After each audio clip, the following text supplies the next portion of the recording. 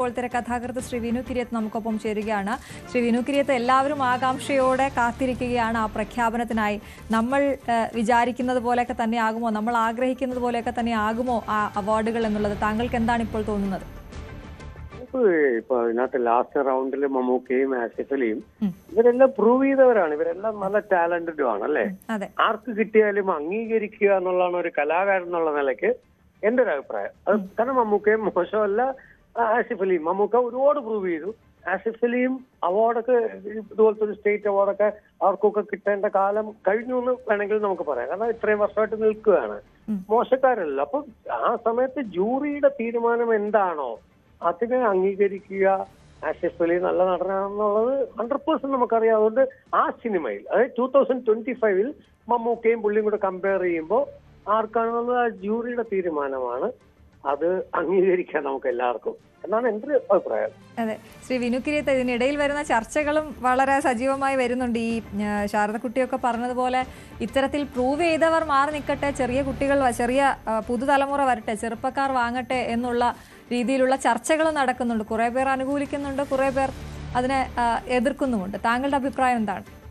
ശാരദക്കുട്ടിക്ക് നാളെ ഒരു അവാർഡ് കൊടുക്കാമെന്ന് സംസ്ഥാന ഗവൺമെന്റോ ഇതാ വേണ്ടെന്ന് അവർ പറയുമോ? ഇത് സിനിമാ കാര്യം, ഇത് സാംസ്കാരിക വകുപ്പും അതുമൊക്കെ ആയിട്ട് ബന്ധപ്പെട്ട് അതിന്റെ കുറെ ജൂറീസും ഒക്കെ തീരുമാനിക്കട്ടെ. ശാരദക്കുട്ടി അവരുടെ അഭിപ്രായം പറഞ്ഞെന്നുള്ളതൊന്നും നമ്മൾ മുഖവിലേക്ക് എടുക്കേണ്ട കാര്യമൊന്നുമില്ല. ഇവിടെ ഇത് മുറച്ചു നടക്കുന്നു. അവർക്കിപ്പോ ഒരു അവാർഡ് കൊടുത്തെങ്കിൽ അവർ എനിക്ക് അവാർഡ് വേണ്ടെന്ന് ആദ്യം പറഞ്ഞിട്ട് എനിക്കിനി അവാർഡ് വേണ്ട എന്ന് ആദ്യം ഡിക്ലെയർ ചെയ്യേണ്ട അവരാണ്. എനിക്ക് കിട്ടിയാൽ എനിക്ക് കൊള്ളൂല. ഇത് ആർക്കാ കൊള്ളൂലാത്തത്? അപ്പൊ ഇത് ചുമ്മാ ഒരു പബ്ലിസിറ്റിക്ക് വേണ്ടി ഇങ്ങനെ പറയുന്നതല്ല. ഇത് നമ്മുടെ സർക്കാർ എല്ലാ വർഷവും കൊടുക്കുന്ന ഒരു അവാർഡ്. അത് മാറി മാറി വരുന്ന ഏത് സർക്കാരായാലും അതിൽ കുറച്ച് ജൂറീസിനെ വെക്കുന്നു. ആ ജൂറീസ് തീരുമാനിക്കുന്നവർക്ക് അവാർഡ് കൊടുക്കുന്നു. മമ്മൂക്കയും മോഹൻലാലും ഞങ്ങൾക്ക് അവാർഡ് വേണ്ട എന്ന് അവര് പറയുന്നത് വരെയും നമുക്ക് മാറ്റി നിർത്താൻ എങ്ങനെ പറ്റും? അവരെ എല്ലാം ഇൻക്ലൂഡഡ് ആണ് ഈ 2025 സിനിമ. നമ്മൾ അങ്ങനെയാണ് ചിന്തിക്കേണ്ടത്. അവരുടെ ഭാഗത്ത് നിന്ന് ഒരു അഭിപ്രായം വരാം. ഇപ്പൊ ദാസേട്ടൻ പണ്ട് പറഞ്ഞിട്ടുണ്ട്, എന്നെ കുറച്ച് നാളത്തേക്ക് പരിഗണിക്കരുത്. അങ്ങനെ ഇവര് പറയുന്നിടത്തോളം നമുക്ക് ഇതിനകത്തൊന്നുമില്ല. ഈ വർഷത്തെ ഏറ്റവും നല്ല അഭിനേതാവ് മമ്മൂട്ടി ആയിക്കോട്ടെ, മോഹൻലാൽ ആയിക്കോട്ടെ, ടൊവിനോ ആയിക്കോട്ടെ, ആസിഫ് അലി ആയിക്കോട്ടെ, കുറെ പേര് കാണുമല്ലോ. ആ നിമിഷം ഒരുപക്ഷെ ഈ ജൂറീസിന് പകരം വേറെ ജൂറീസ് ആണെങ്കിൽ വേറെ പലരെയായിരിക്കും സെലക്ട് ചെയ്യുക. അങ്ങനെയാണല്ലോ ജഡ്ജ്മെന്റ് എന്നുകൊണ്ട്. എങ്ങനെയാണ് നമ്മുടെ നിയമത്തിൽ കോടതിയിൽ പോലും നമ്മൾ എന്തിനാണ് അപ്പീൽ പോകുന്നത്? ഇപ്പൊ സിനിമയ്ക്ക് അപ്പീൽ പോകാൻ പറ്റൂല. ബാക്കി സ്കൂൾ യൂണിവേഴ്സിറ്റിനൊക്കെ അപ്പീൽ പോകുന്ന ഒരു വിശ്വാസം നമുക്കിത് പോരാൻ തോന്നും. ഇതങ്ങനെയല്ല, ഇത് അന്തിമമാണ്. ജൂറിയുടെ തീരുമാനം അന്തിമമാണ്. അങ്ങനെയുള്ള ഒരു അവാർഡിനൊക്കെ അയച്ചാൽ മതിയെന്നേ. ഈ കോൺട്രവേഴ്സി ഉണ്ടാക്കാൻ വേണ്ടി ചർച്ചയ്ക്കൊക്കെ വന്നിട്ട് ഇങ്ങനെ പ്രശ്നങ്ങൾ ഉണ്ടാക്കേണ്ട കാര്യമൊന്നുമില്ല.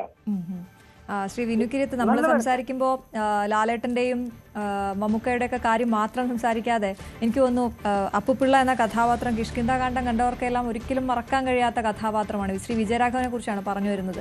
എന്താണ് താങ്കൾക്ക് തോന്നുന്നത്? ഇത്തരത്തിൽ നേരത്തെ പറഞ്ഞത് മുഴുവനായും കൊള്ളുകയോ തള്ളുകയോ ചെയ്യാതെ ഞാൻ ചോദിക്കുകയാണ്, ഒരു 2 വലിയ മതിലുകൾ മുന്നിൽ നിൽക്കുന്നത് കൊണ്ട് വിജയരാഘവനെ പോലെയുള്ള നടന്മാർക്ക് മുന്നിലേക്ക് അല്ലെങ്കിൽ ഈ പുരസ്കാരത്തിലേക്കൊക്കെ എത്താൻ ബുദ്ധിമുട്ടുണ്ട് എന്ന് തോന്നുന്നുണ്ടോ? ഒരിക്കലല്ല. ജൂറീസ് എപ്പോഴും മതിലിന്റെ അപ്പുറത്തേക്ക് പോവുക. ഇക്കരെ നോക്കുമ്പോഴല്ലേ മതില് കാണുള്ളൂ. അക്കരെ പോയിട്ട് ന്യായം ഏതാണോ നമുക്ക് വിജയരാഘവൻ എന്നൊക്കെ പറയുന്നത് നമുക്കറിയാലോ. അങ്ങനെ എത്ര കാലങ്ങളായിട്ട് അവർക്കൊക്കെ ഇപ്പോഴാണ് ഓരോന്ന് കിട്ടിത്തുടങ്ങിയത്. ഇത് പണ്ടും കിട്ടായിരുന്നു. പക്ഷെ നമ്മുടെ സിനിമയിൽ നായകന്മാർക്കും മാത്രമേ എപ്പോഴും അവാർഡ് കൊടുക്കുകയുള്ളൂ. വിജയരാഘവനൊക്കെ സഹനടന്മാരുടെ ജഗദീഷ് മികച്ച നടനല്ലേ, സംശയമുണ്ട്. അതിപ്പോഴല്ലേ നമ്മൾ കോമാളിയായിട്ട് കണ്ടിരുന്നതാണ്. ഇന്ദ്രൻസിനെ എടുക്കൂ, എന്തായാലും എത്രയോ സിനിമയിൽ അഭിനയിച്ചു. പക്ഷെ ഇന്ദ്രൻസ് ഇപ്പം എന്ത് ഗംഭീരമായിട്ട് അഭിനയിക്കുന്നു. സുരാജ് വെഞ്ഞാറുണ്ട്. നമുക്ക് ഒരുപാട് പ്രഗത്ഭരുണ്ട് കേട്ടോ.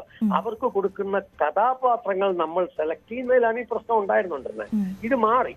പണ്ട് നമ്മൾ TG രവി എന്ന് പറയുന്ന നടനെ നമ്മൾ സ്ഥിരം കാണുന്ന വില്ലൻ, അതിൽ നിന്ന് മാറ്റി മാറ്റി എടുത്തു. ജനാർദ്ദൻ ചേട്ടൻ വില്ലനായിരുന്നു. സിദ്ദിഖ് ലാലിനെ പോലുള്ളവരും ഞങ്ങളെ പോലുള്ളവരും അദ്ദേഹത്തിനെ കൊണ്ട് കോമഡിയൊക്കെ ചെയ്യിപ്പിച്ചു. ക്യാപ്റ്റൻ രാജു മാട്ടുപ്പെട്ടി മച്ചാനിലാണെന്ന് തോന്നുന്നു, ഞാൻ കോമഡിയാണ് ചെയ്യിപ്പിച്ചത്. അപ്പൊ എന്ത് പറഞ്ഞാലും ഇവരിലെല്ലാം ടാലന്റ് ഉണ്ട്. നമ്മള് ഒരു ടൈപ്പ് ഇതായിട്ട് പോകാതെ അവർക്ക് ഇതിന് വേഷം. ആസിഫ് അലിയൊക്കെ എത്രയോ നല്ല സിനിമകളിൽ അഭിനയിച്ചു. ഇത്തവണ കിട്ടട്ടെ, അതിൽ നമുക്ക് കുറ്റം പറയാൻ. അത് ജഡ്ജസിന്റെ തീരുമാനം ഞാൻ 100% ആർക്ക് കിട്ടിയാലും നമ്മൾ അംഗീകരിക്കുക. കാരണം ഇവരാരും മോശക്കാരല്ല എന്നുള്ളതാണ് എന്റെ അഭിപ്രായം. അതെ, ഒരു കാര്യം കൂടി, ഈ മാറ്റമില്ലാത്തതായി മാറ്റം മാത്രമേ ഉള്ളൂ എന്ന് പറയുന്നത് പോലെ ഈ പുരസ്കാര നിർണയത്തിന് മാറ്റങ്ങളൊക്കെ വന്നിട്ടുണ്ടെന്നാണ്. കാരണം ഒരു സമയത്ത് അവാർഡ് ചിത്രങ്ങൾ എന്ന് മാത്രം കാറ്റഗറൈസ് ചെയ്യുന്ന ഒരു കുറെ പടങ്ങളുണ്ടായിരുന്നു. അതിൽ നിന്നൊക്കെ മാറി നമുക്കും ഇഷ്ടപ്പെട്ട അല്ലെങ്കിൽ കൊമേഴ്ഷ്യൽ സ്വഭാവമുള്ള സിനിമകൾക്ക് കൂടി പുരസ്കാരങ്ങളൊക്കെ എത്തുന്ന ആ രീതിയിലേക്ക് നമ്മൾ എത്തിയിട്ടുണ്ട്. 100%. ഏതാണ് നല്ല സിനിമ? ജനങ്ങൾ ഈ ഇൻഡസ്ട്രി നിലനിൽക്കുന്നത് ജനങ്ങളാലാണെങ്കിൽ ജനങ്ങൾക്ക് ഇഷ്ടപ്പെട്ട സിനിമ തന്നെയാണ് ഏറ്റവും നല്ല സിനിമ. അതിൽ ഏറ്റവും നല്ല പോലെ അഭിനയിച്ചത് ആരെന്നുള്ളവർക്കാണ് ഈ അവാർഡ് കൊടുക്കേണ്ടത്.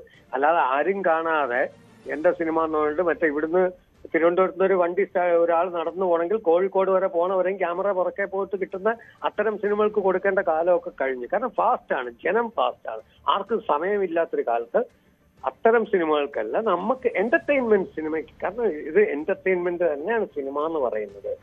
അത് സർക്കാരിന് ഭയങ്കര സാമ്പത്തിക ലാഭം കിട്ടുന്ന അല്ലെ ഏറ്റവും വലിയൊരു ഇൻഡസ്ട്രിയാണത്. അപ്പൊ അതിൽ ആ ഇൻഡസ്ട്രിക്ക് ഇതുപോലെയുള്ള സിനിമകൾക്ക് അവാർഡ് കൊടുക്കുമ്പോൾ, ജനം കണ്ട സിനിമയ്ക്ക് കൊടുക്കുമ്പോൾ, അത് സിനിമയ്ക്കും ആ ഇൻഡസ്ട്രിക്കും വലിയ പ്രചോദനം തന്നെയാണ്. ഞാനൊക്കെ അധികം അവാർഡ് പടങ്ങളൊന്നും ഞാൻ അധികം കണ്ടിട്ടില്ല. എന്നാൽ ഫിലിം ഫെസ്റ്റിവലിന് വരുമ്പോൾ ഞാൻ ഒരുപാട് സിനിമകൾ കാണുന്നുണ്ട്. അവരാരും പ്രഗത്ഭരൊന്നുമല്ല, പക്ഷെ മനോഹരമായ ചിത്രങ്ങൾ മലയാളികളുടെ കാണെങ്കിൽ ഫിലിം ഫെസ്റ്റിവലിന് പോയാൽ മതി. IFFKയിൽ പോയാൽ നല്ല കൊച്ചു കൊച്ചു സംവിധായകർ മലയാളത്തിൽ നമുക്കൊന്നും കേട്ടിട്ട് പോലും ഇല്ലാത്തവർ ചെയ്തു വെച്ചിരിക്കുന്ന ക്രാഫ്റ്റുകൾ കണ്ടാല്, ഞാൻ എക്സാമ്പിൾ കൂടെ പറയാം. ഫെമിനിച്ചി ഫാത്തിമ സത്യം പറഞ്ഞാൽ ചെറിയൊരു കണ്ടന്റ് ആണ്, പക്ഷെ എന്ത് രസമായിട്ട് ആ ഡയറക്ടർ, ഞാൻ അന്ന് അവിടെ വെച്ച വേദിയിൽ വെച്ച ഡയറക്ടർക്ക് പോയി ഷേക്ക് ഹാൻഡ് കൊടുത്തതാണ്. അപ്പൊ അങ്ങനെയൊക്കെ നമ്മുടെ നല്ല സിനിമകൾ വരട്ടേനെ. കഴിവുള്ളവരെ അംഗീകരിക്കാനുള്ള ഒരു മനസ്സാണ് ആദ്യം. അവിടുത്തെ രാഷ്ട്രീയം വേണ്ട, ജാതി മത ചിന്തകൾ വേണ്ട, പൊളിറ്റിക്സ് വേണ്ട. സത്യസന്ധമായ വിധി എഴുതിയാൽ കുറെ നല്ല ആൾക്കാരെ നമുക്ക് കിട്ടും. ശരി, വളരെയധികം നന്ദി ശ്രീ വിനുകിരത്ത്. നമുക്ക് കാത്തിരിക്കാം ആർക്കാണ് പുരസ്കാരങ്ങൾ ആർക്കൊക്കെയാണ് ലഭിക്കുക എന്നറിയാൻ നിമിഷങ്ങൾ മാത്രമാണ് ബാക്കി. ഭവ്യ തുടരുന്നുണ്ട്. ഭവ്യ ഈ പറഞ്ഞു, വിനുകിരത്ത് പറഞ്ഞതുപോലെ മുൻപൊക്കെ ഉണ്ടായിരുന്ന അവാർഡ് സിനിമകൾ എന്നുള്ളതിനപ്പുറത്തേക്ക് നമ്മൾ ആഗ്രഹിക്കുന്ന അല്ലെങ്കിൽ കൊമേഴ്ഷ്യൽ വാല്യൂ ഉള്ള സിനിമകൾ, അത്തരത്തിലുള്ള സിനിമകൾ കൂടി പരിഗണിക്കപ്പെടുന്നു. അതിലേക്കൊക്കെ ആളുകൾ എത്തുന്നുള്ളൂ. ഇപ്പോൾ എന്തായാലും ജൂറിയുടെ തീരുമാനം അന്തിമമാണ്. അതിൽ നേരത്തെ പറഞ്ഞ പോലെ അപ്പീലിന് പോവുകയോ അങ്ങനെയുള്ള കാര്യങ്ങളോ ഒന്നുമില്ല. അതിലേക്ക് കാത്തിരിക്കുകയാണ് നമ്മൾ. പ്രതീക്ഷകൾ വാനോളമാണ് അല്ലേ? തീർച്ചയായും അശ്വതി, അങ്ങനെ തന്നെ. ഇപ്പോൾ സമയം 3:13 ഇനി 15 മിനിറ്റ് തികച്ചില്ല എന്ന് നമുക്ക് വളരെ വ്യക്തമായി പറയാം. 3:30 നമുക്ക് നമ്മൾ ആ കാത്തിരിപ്പ് അവസാനിക്കും. എന്തായാലും നമ്മൾ തുടക്കത്തിൽ സൂചിപ്പിച്ചത് ആരായിരിക്കും മികച്ച നടനാകുക എന്നുള്ള സാധ്യതയാണ്. നമ്മൾ അതേപോലെ തന്നെ എടുത്തു പറയേണ്ടത് ഇനി മലയാളത്തിൻ്റെ മികച്ച നടി ആര് എന്നുള്ള ചോദ്യത്തിനുള്ള ഉത്തരമാണ്. അതിന് നമ്മൾ കുറച്ച് സമയം കൂടെ കാത്തിരുന്നാൽ മതി. പക്ഷെ അപ്പോൾ പോലും സാധ്യതയിലുള്ളത് നമ്മൾ പരിശോധിക്കണം.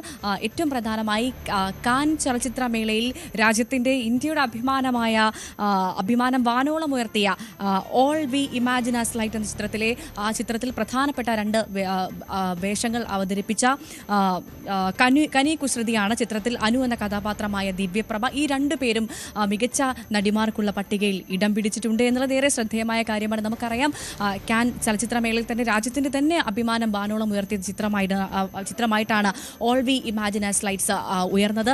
ആ ചിത്രത്തിലെ 2 നായികമാർ തന്നെ ഇപ്പോഴും നമ്മുടെ സംസ്ഥാന ചലച്ചിത്ര പുരസ്കാരത്തിലും മികച്ച നടിക്കുള്ള പട്ടികയിൽ ഇടം പിടിച്ചിട്ടുണ്ട്. മാത്രമല്ല രേഖ പത്രോസായ അനശ്വര രാജനെ മലയാളികൾ മറക്കില്ല. അനശ്വരയുടെ ആ പ്രത്യേക തരത്തിലുള്ള അഭിനയമൊക്കെ മലയാളികൾ അത്ഭുതത്തോടു കൂടി അനശ്വര എന്ന നടിയെ, ആ ഒരു നായികയെ മലയാളത്തിന് ഏറ്റവും കൂടുതൽ സമ്മാനിച്ച ചിത്രം കൂടിയാണ് രേഖാചിത്രം എന്ന് എടുത്തു പറയേണ്ടതാണ്. അപ്പോൾ അനശ്വരയുണ്ട്. ഇവർ കനി കുസൃതിക്കും അനുപ്രഭയ്ക്കും ഒപ്പം അനശ്വര കൂടെ ചേരുന്നു. അവിടെയും തീരുന്നില്ല. വർഷങ്ങൾക്ക് ശേഷം വീണ്ടും ഒരു റീ എൻട്രി നമുക്ക് സമ്മാനിച്ചത് ജ്യോതിർമയിയാണ്. ആ ജ്യോതിർമയുടെ ഏറ്റവും പ്രധാനപ്പെട്ട ബോഗൈൻ വില്ല എന്ന സിനിമ നമ്മൾ മറക്കില്ല. കാരണം വർഷങ്ങൾക്ക് ശേഷം ഒരു റീ എൻട്രി ആയിരുന്നു ജ്യോതിർമയുടേത്. അപ്പോൾ റീതു എസ്തർ ഇമാനുവൽ എന്ന കഥാപാത്രത്തെയാണ് ജ്യോതിർമയി അവതരിപ്പിച്ചത്. അപ്പോൾ ജ്യോതിർമയുടെ ആ ഒരു പ്രകടനം, നമുക്ക് ആ ലുക്കൊക്കെ, ജ്യോതിർമയുടെ ഒരു വ്യത്യസ്തമായ ലുക്കൊക്കെ നമ്മളെപ്പോഴും നമ്മുടെ മനസ്സിൽ ഇപ്പോഴും ഉണ്ടാകും. കാരണം മുടി ബോബ് ചെയ്ത് വെളുത്ത നിറത്തിലുള്ള മുടിയൊക്കെ ആയിട്ട് എത്തിയ ജ്യോതിർമയി മലയാളികളുടെ മനസ്സിൽ എപ്പോഴും ഉണ്ട്. അപ്പോൾ ജ്യോതിർമയ്ക്കും വലിയ സാധ്യത മികച്ച നടിക്കുള്ളത് ഉണ്ട് എന്നാണ് നമുക്ക് മനസ്സിലാക്കാൻ സാധിക്കുന്നത്. അവിടെയും തീരുന്നില്ല. ARM-ൽ മാണിക്കൻ്റെ മുത്തശ്ശിയായും അജയൻ്റെ മുത്തശ്ശിയായൊക്കെ വന്ന സുരഭി ലക്ഷ്മിയെ നമുക്കറിയാം. അപ്പോൾ സുരഭി ലക്ഷ്മിക്കും ഒരു സാധ്യതയുണ്ട്, അല്ലെങ്കിൽ സുരഭി ലക്ഷ്മി അവസാന പട്ടികയിൽ ഇടം പിടിച്ചിട്ടുണ്ട് എന്നുള്ള വിവരമാണ് നമുക്ക് ലഭ്യമാകുന്നത്. അവിടെയും അവസാനിക്കുന്നില്ല. ഈ നടിമാർക്കുള്ള മികച്ച പട്ടികയിൽ ആളുകളുടെ എണ്ണം ഇങ്ങനെ കൂടുകയാണ്. ആരായിരിക്കും മലയാളത്തിൻ്റെ 2024 നടി എന്നുള്ള സംശയം ബാക്കി നിൽക്കുകയാണ്. സൂക്ഷ്മദർശിനിയിലെ പ്രിയദർശിനിയെ നമുക്കറിയാം. അപ്പോൾ അവിടെ നസ്രിയ നസീമിൻ്റെ ഒരു വലിയ തിരിച്ചുവരവായിരുന്നു സൂക്ഷ്മദർശിനിയിലൂടെ. ഒരുപാട് നല്ല കഥാപാത്രങ്ങൾ തേടിയെത്തിയ നസ്രിയ ഏറ്റവും പ്രധാനമായി തൻ്റെ ഈ സിനിമയിലെ വേഷം വലിയ തരത്തിലുള്ള വിസ്മരണീയമാക്കി ചെയ്തു എന്ന് തന്നെ പറയേണ്ടിയിരിക്കുന്നു. അപ്പോൾ സൂക്ഷ്മദർശിനിയിലെ അഭിനയത്തിന് പ്രിയദർശിനി എന്ന കഥാപാത്രത്തെ അവതരിപ്പിച്ച നസ്രിയ നസീമും അന്തിമ റൗണ്ടിലുണ്ട് എന്നുള്ളതാണ് പ്രത്യേകത. അതുമാത്രമല്ല ഫെമിനിച്ചി ഫാത്തിമ എന്നുള്ളൊരു പ്രധാനപ്പെട്ട സിനിമയുണ്ടായിരുന്നു. ആ സിനിമയിലെ ചിത്രത്തിന് ഷംല ഹംസയും മികച്ച നടിമാരുടെ പട്ടികയിൽ ഉൾപ്പെട്ടിട്ടുണ്ട്. അങ്ങനെ മികച്ച നടി ആര് എന്നുള്ള ചോദ്യത്തിന് ഒരുപാട് ഉത്തരങ്ങൾ നമുക്ക് മുൻപിലുണ്ട്. ഇവരിൽ ആരായിരിക്കും ജൂറി തിരഞ്ഞെടുക്കുക എന്നുള്ളൊരു പ്രധാനപ്പെട്ട കാര്യമുണ്ട്. അങ്ങനെ ഇത്രയും ആളുകൾ മികച്ച നടിക്കുള്ള പട്ടികയിൽ ഇടം പിടിച്ചിരിക്കുകയാണ്. അടുത്ത ഇതിലേക്ക് പോകുന്നതിന് മുമ്പ്